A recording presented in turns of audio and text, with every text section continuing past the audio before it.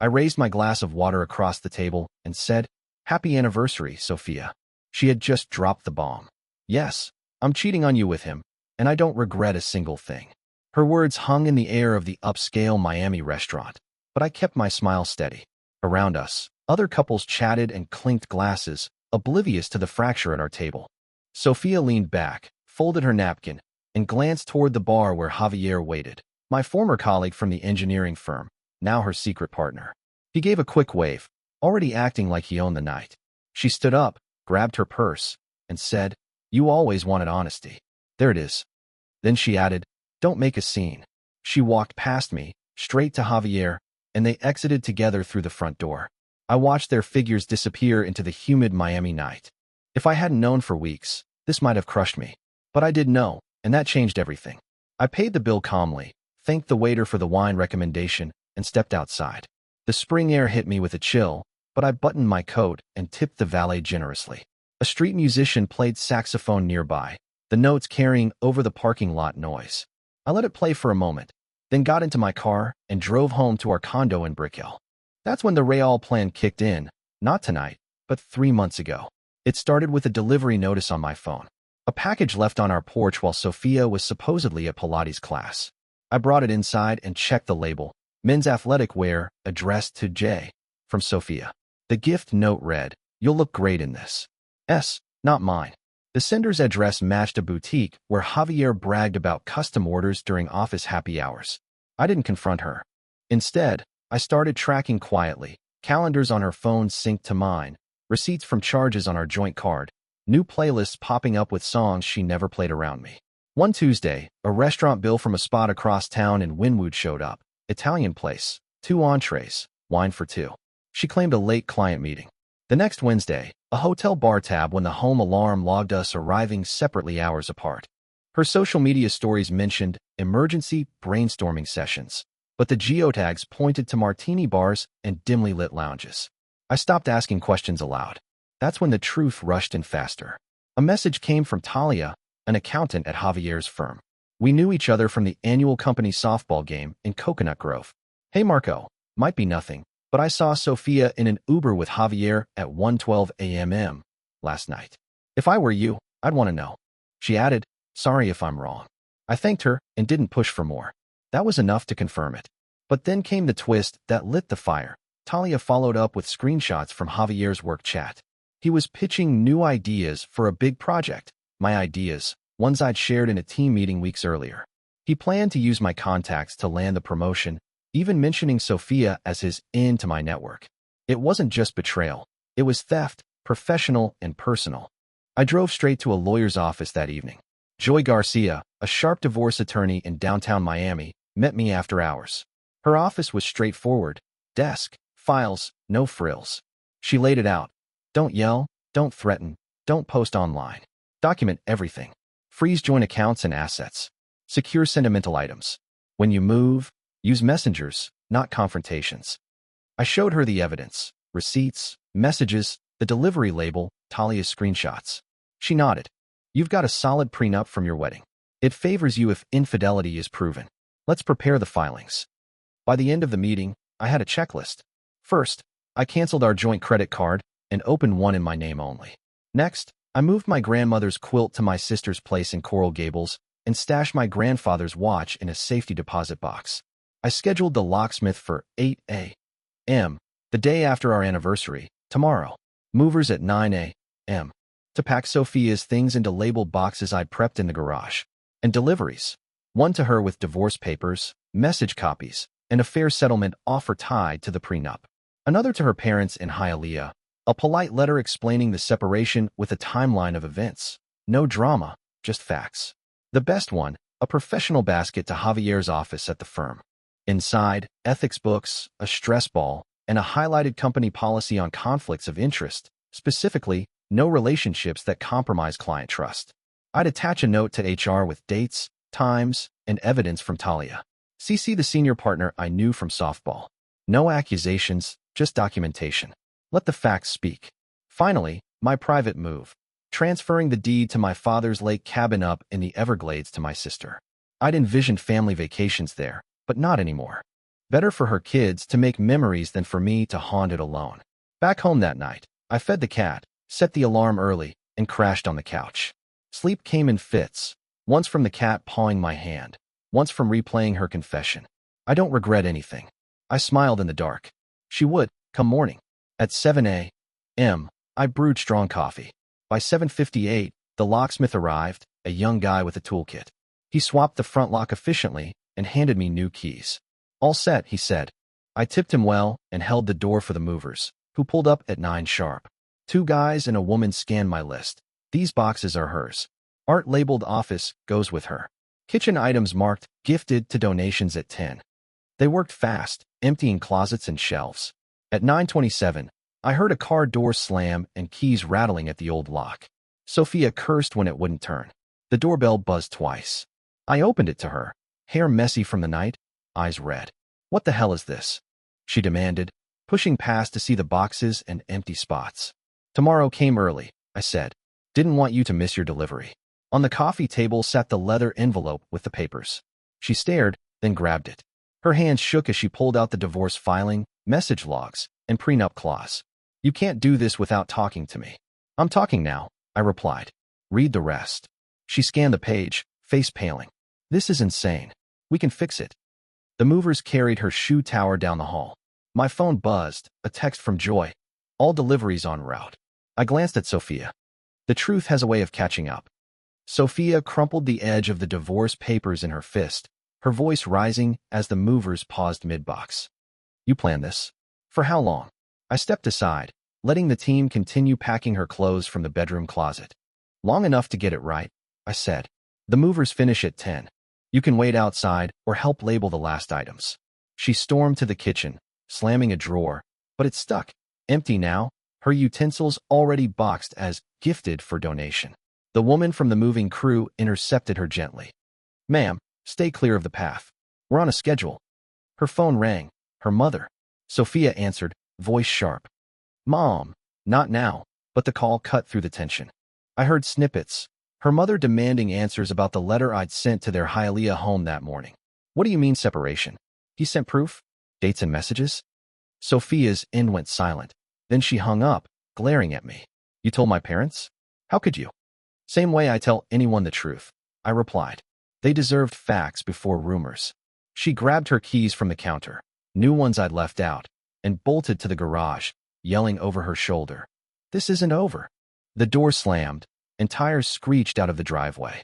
The movers finished at 9:55, loaded the truck, and handed me the inventory sheet. All hers is tagged. Donations truck's here. I signed, tipped them, and watched as the donation crew hauled away the kitchen gadgets she'd bought on our joint card but never used with me. By noon, my phone lit up with ignored texts from Sophia. Call me. We need to talk. You're ruining everything. I silenced it and headed to the office in downtown Miami. Work kept me grounded, reviewing blueprints for a new condo project in Brickell. But the real work happened in the background.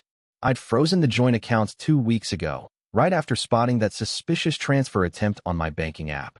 Last Friday, while I was at a site visit in South Beach, Sophia tried pulling $5,000 from our savings for a surprise weekend. The alert pinged my phone instantly, transaction denied. She must have panicked, because that evening, she cornered me in the living room. Marco, what's going on with the bank? She'd asked, holding her laptop. I shrugged, stirring my coffee. Nothing from my end. Maybe a glitch. She checked again, frustration building. I need to book a trip. Work thing. I nodded, knowing from her synced calendar it was no work trip, flights to Key West, a spot Javier had mentioned in his emails. Try again tomorrow, I said. She did, multiple times over the weekend, each denial fueling her suspicion. By Monday, she texted during my lunch. Did you touch the accounts? This is sabotage. I replied simply, check with the bank. It bought me time, kept her off balance while I documented every failed attempt. Back at the firm that afternoon, I logged into my work email. Javier's desk was across the open floor, empty, as he'd called in sick after last night. But his absence didn't stop the fallout. In our weekly team huddle, the senior partner, Mr. Ruiz, pulled me aside after discussing the condo project. Marco, those elevation ideas you pitched last month. Javier emailed them to me again this morning, claiming credit. Said he refined them over the weekend. I kept my tone even. Interesting. I shared the full specs in the shared drive 3 weeks ago. Timestamps are there. Ruiz nodded, jotting a note. I'll look into it. Good catch. That was no accident. Javier had been stealing my work for months, using our friendship to access my files. The screenshots from Talia showed him bragging in a private chat. Sophia's husband has killer contacts. Once I land this promotion, we're set. He'd even forwarded my client list to his personal email, planning to poach leads.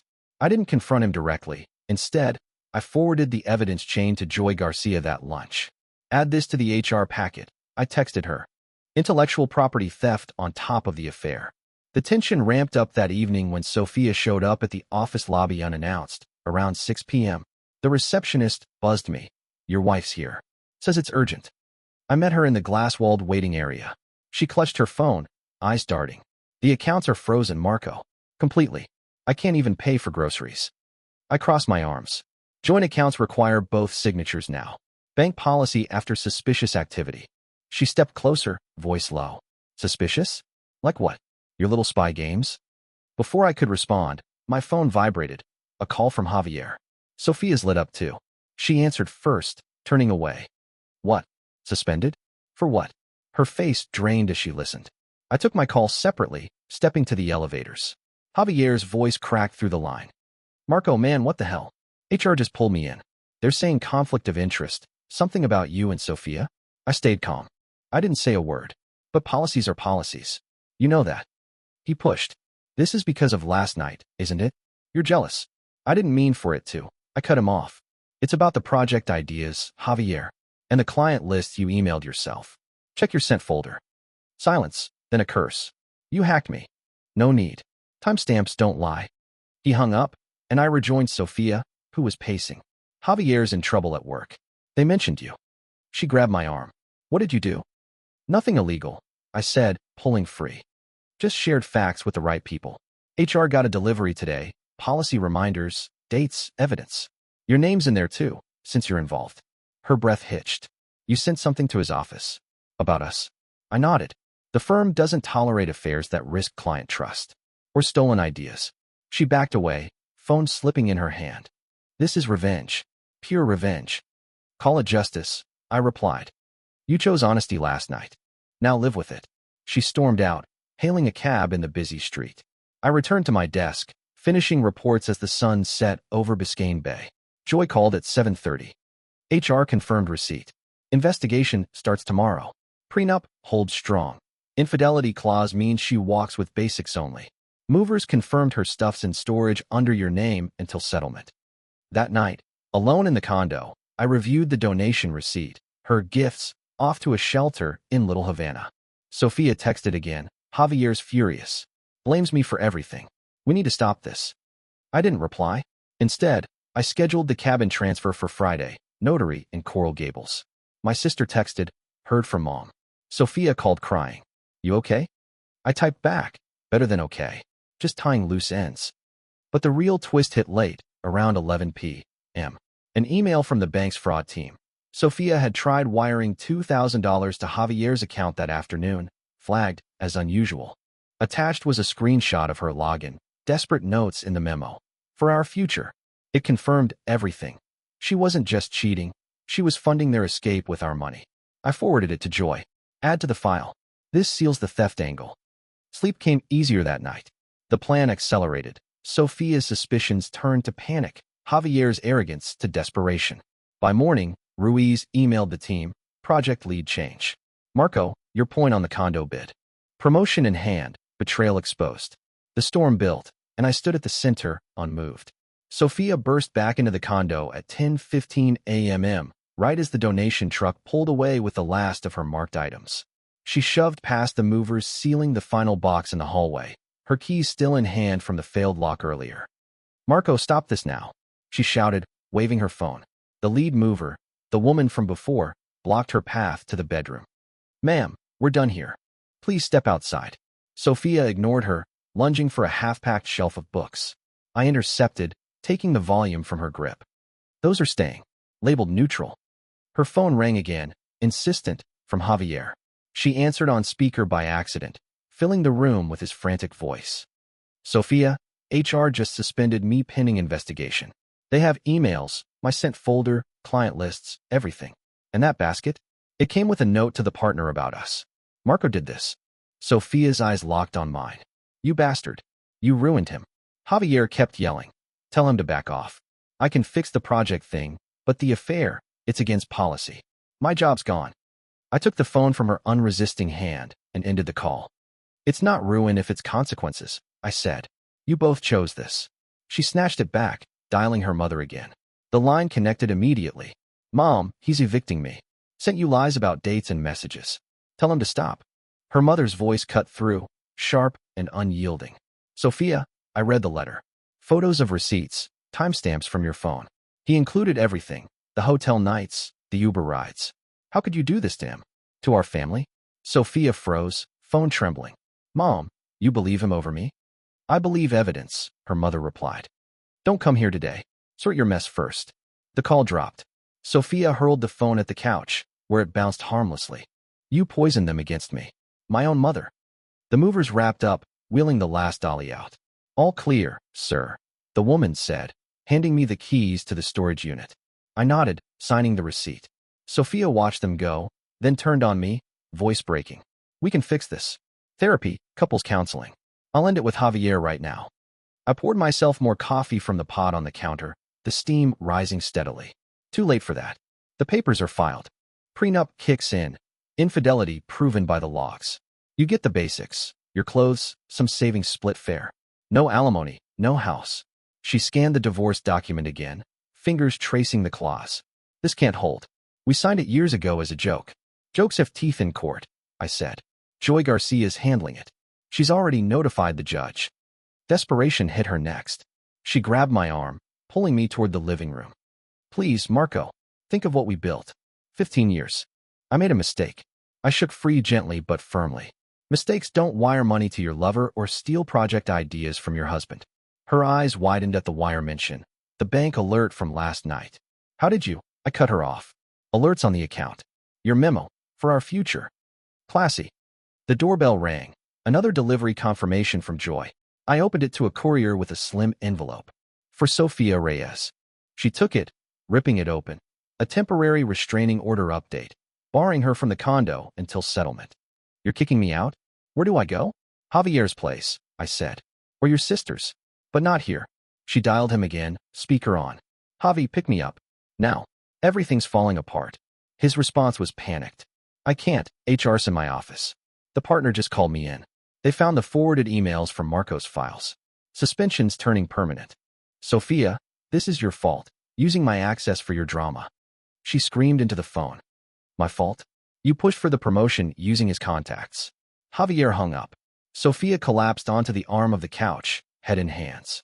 The room fell quiet except for the tick of the wall clock. I sat across from her, waiting. Finally, she looked up. What do you want? Money? The car? Just say it. Nothing, I replied. I want out. Clean. She stood, pacing to the window, then back. I'll fight this. Get my own lawyer. Prove you set me up. My phone buzzed, Ruiz from the firm. I answered on speaker. Marco, quick update. Javier's out. Full termination. We reviewed the logs, stolen files, client poaching. You're leading the condo project solo. Congrats.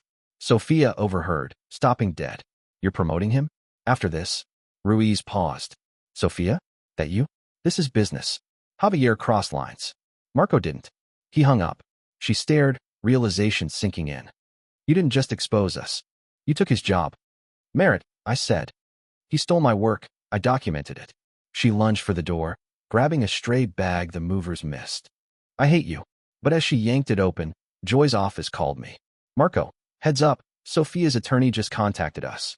They're prepping a counterclaim, saying emotional distress from your ambush. But we have the wire transfer as financial misconduct. It'll backfire. I thanked her and pocketed the phone. Sophia paused in the doorway. What was that? Your next mistake, I said. Trying to sue gets you less in settlement. The prenup covers retaliation too. She slammed the door, but it bounced. New lock engaged automatically. She twisted the handle futilely, then pounded. Let me in. I opened it a crack. Go to Javier. He's got explaining to do. Defeated, she turned, stumbling down the steps to her car. I watched her drive off, tires spinning gravel. By afternoon, The condo felt larger, emptier in a good way. I boxed a few last items, her forgotten earrings for storage, and called my sister. It's done. Movers gone, papers served. She laughed. Mom called me too. Sophia showed up crying, begging for a couch. I sent her to a hotel. You played it smart. Had to, I said. No loose ends. But the double twist landed that evening. First, a voicemail from Sophia's mother. Marco, thank you for the letter. We're disappointed in her, not you. If you need anything, family support, call. It was closure I didn't expect. Second, an email from HR at the firm. Investigation complete. Javier terminated for ethics violations, including misuse of confidential info obtained via personal relationship. No further action against you. Attached, a formal apology for the disruption, plus confirmation of my promotion and a bonus for the project lead. I forwarded both to Joy. Seal the deal. She replied instantly. Done. Court date set for next week. She'll fold. Dinner was simple. Takeout from a Cuban spot in Little Havana. As I ate, Sophia texted, Javier left me at the hotel. Blames me for his firing. Can we talk? I blocked the number. The climax peaked. The fallout would follow. Tomorrow, the cabin transfer. My future, secured. Sophia's car peeled out of the driveway, leaving a trail of dust in the midday sun. I locked the front door with the new keys and walked through the now spacious condo, checking that the movers hadn't missed anything. A single forgotten scarf lay on the kitchen counter. I tossed it into the donation pile that the crew had already hauled away. My phone buzzed with a block number alert. She was trying again. I ignored it and drove to Joy Garcia's office in downtown Miami for the afternoon meeting. Traffic on the I-95 was light, giving me time to review the case file on my tablet. Wire transfers, email logs, HR confirmation of Javier's termination. Everything stacked in my favor. Joy greeted me at her desk, spreading documents across it. Settlements looking solid, she said. Sophia's attorney called this morning, aggressive tone, threatening a countersuit for emotional distress and property division. They claim your deliveries were harassment. I leaned forward. Based on what? The prenup's ironclad. She nodded, flipping to the infidelity clause. Exactly. But here's the twist. I dug into Javier's side. He wasn't just stealing your ideas. He used Sophia to access your confidential client files. Remember those Key West flight searches on her laptop? They match emails where he pitched your contacts to a competitor firm last month. We have IP logs proving she logged in from his apartment IP address. My jaw tightened. She was complicit. Joy slid over a new affidavit. More than that, the wire transfer? It funded a down payment on a condo in Javier's name. Our money funneled through her account. Bank subpoena confirms it. If she sues, this turns into fraud charges against both. Her lawyer will advise dropping it. I signed the response brief. Push for full settlement today. No alimony. House stays mine. She gets her basics from storage. Joy emailed it off. Done. Expect a call from her side by evening.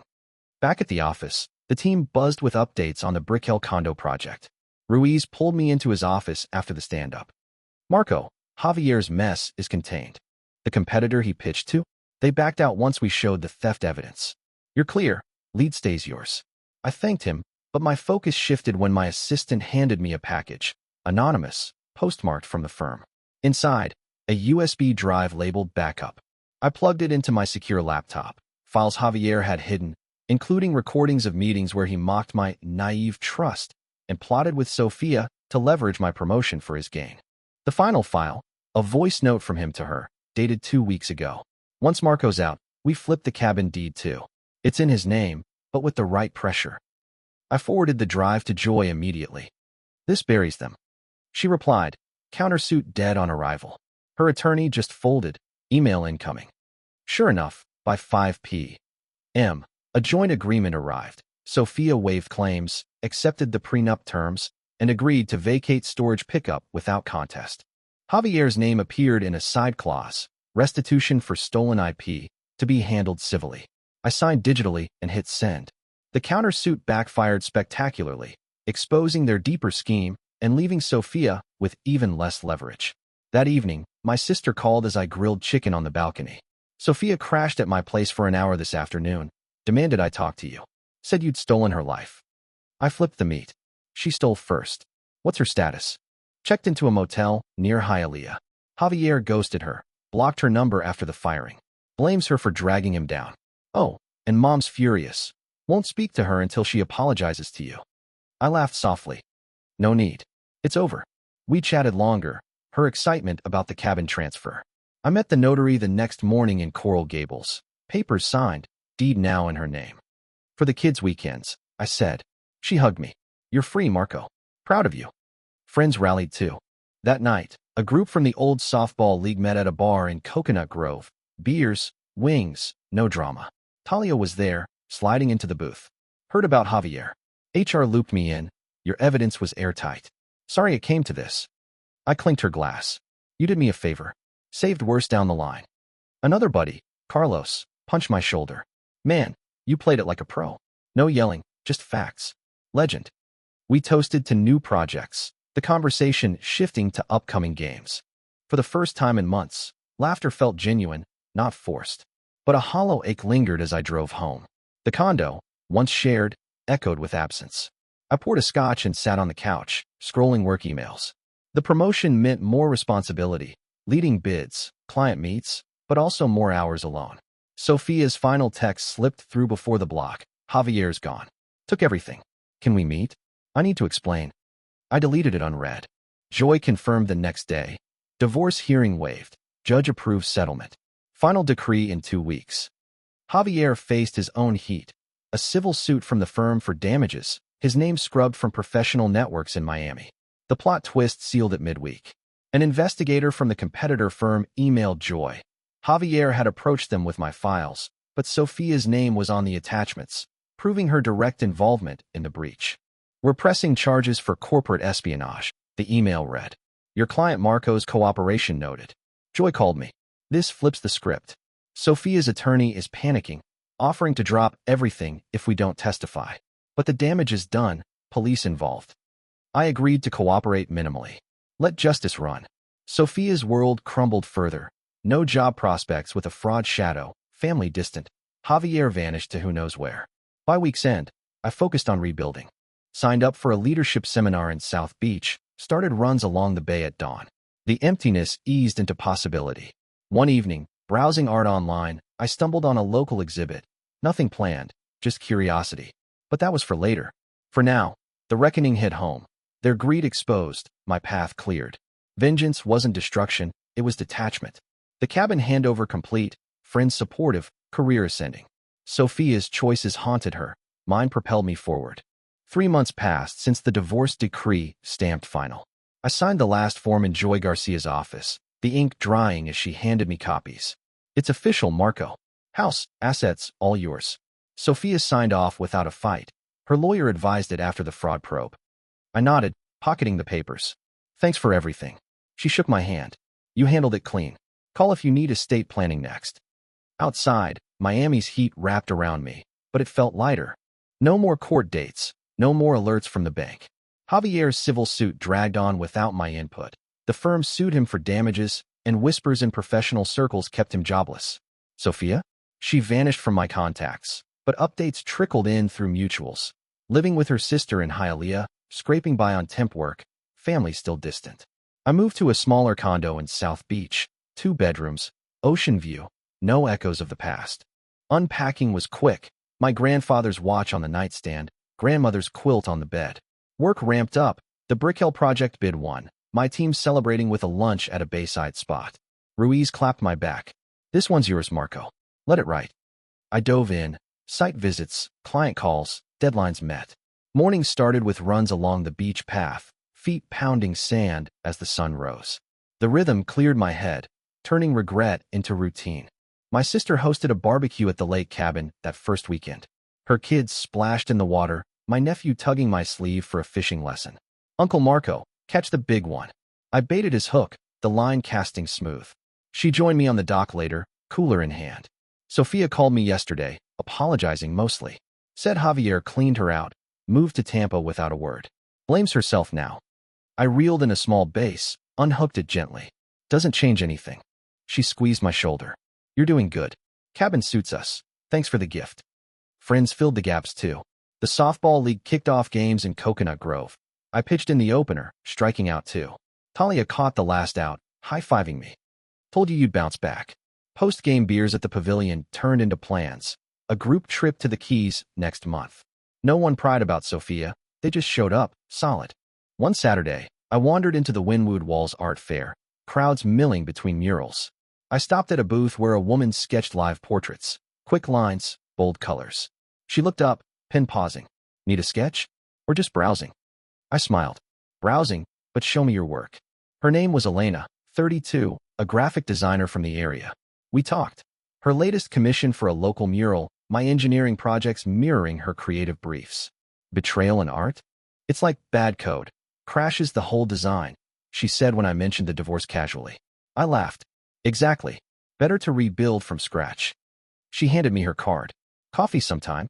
I could use engineering tips for a collab. We met the next week at a cafe in the design district. Conversation flowed. Her freelance gigs, my project wins, shared laughs over Miami traffic.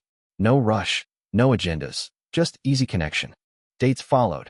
A walk in Oleta River State Park, her sketching birds while I pointed out engineering in the bridges. You're steady, she said one evening, hand in mine. Not everyone is. I squeezed back. Learned the hard way. But the final twist came via email one rainy afternoon, 2 months in. Subject, from Sophia. I almost deleted it, but curiosity won. Marco, I don't expect a reply. Javier took off after the suit hit. Left me with debts from that condo scam. My family forgave me, but jobs are hard with the record. I was wrong, selfish, blind. You deserve better. Take care. Attached, a scanned apology note, notarized, waiving any future claims. I read it twice, then archived it without response. Joy confirmed later, legally binding. She's done. Ignoring it felt right. No energy for old wounds. Closure came from moving on, not rehashing. Elena and I grew closer. One evening, we drove to the lake cabin, her first visit. My sister's family hosted dinner, grilled fish, stories around the fire pit. Elena fit in, sketching the kids' faces on napkins. Later, on the dock under stars, she leaned against me. This place? It's peaceful. I nodded. Fresh start. She turned. Know what I think? Real strength isn't revenge. It's building something new while they chase shadows. I raised my water bottle in a mock toast. To that. Months blurred into routine. Joint projects with Elena's designs integrated into my builds. Weekends split between city runs and cabin escapes.